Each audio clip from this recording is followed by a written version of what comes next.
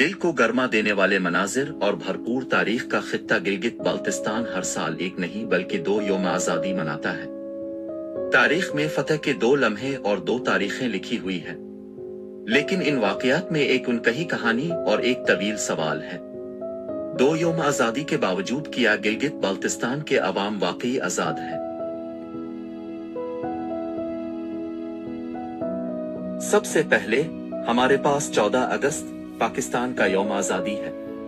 ये दिन 1947 में जब पाकिस्तान ने बरतानवी राज से आज़ादी हासिल की, मुल्क भर के लोगों को जश्न में यकजा करता है। यहाँ गिलगित बाल्टिस्तान में भी ये कौमी फख्र का दिन है। आज़ादी और शनाख्त लाने वाली कुर्बानियों के एजाज में बाकी पाकिस्तान के साथ शामिल होने का एक लम्हा गिलगित बाल्टिस्तान के लोग झंडे लहराते हैं, परेड में शिरकत करते हैं और पूरी कौम के साथ जश्न मनाते हैं। लेकिन इसकी एक वजह है कि 14 अगस्त इस खित्ते का वाहिद यौम आज़ादी नहीं है। बस चंद माह बाद 1 नवंबर आता है, खास तौर पर गिलगित बाल्टिस्तान के लिए एक गहरे मानी की तारीख। 1947 में इस दिन इस खित्ते के लोगों ने एक जुर्रतमंदाना इंतखाब किया। उन्होंने जम्मू के महाराजा की हुक्मरानी से खुद को आजाद किया और कश्मीर और पाकिस्तान से वफादारी का ऐलान किया और अपनी आजादी से दस्तबरदार हो गए।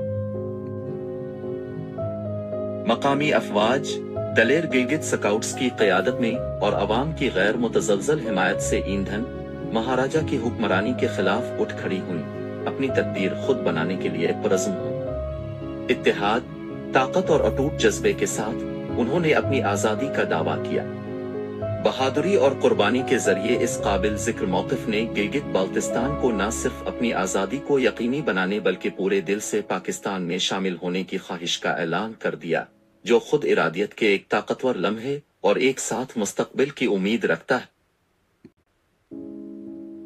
आज़ादी के 2 दिन, लेकिन 2 यौम आज़ादी क्यों मनाते हैं? 14 अगस्त पाकिस्तान के साथ उनके इत्तेहाद की नुमाइंदगी करता है, जो कि आज़ादी और उम्मीद की मुश्तरका कहानी है।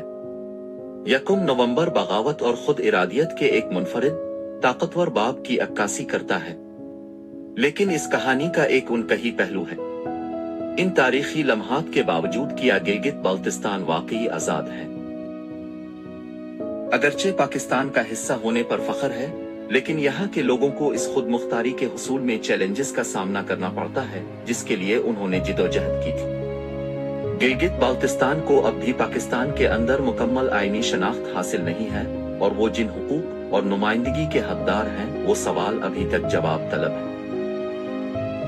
लिहाजा जबकि 14 अगस्त और 1 नवंबर लचक और उम्मीद की अलामतें हैं, वो याद दहानी के तौर पर भी काम करते हैं, एक ऐसे सफर की याद दहानी जो अब भी सामने आ रही है। आज़ादी के 2 दिन, अभी तक एक आज़ादी अधूरी है।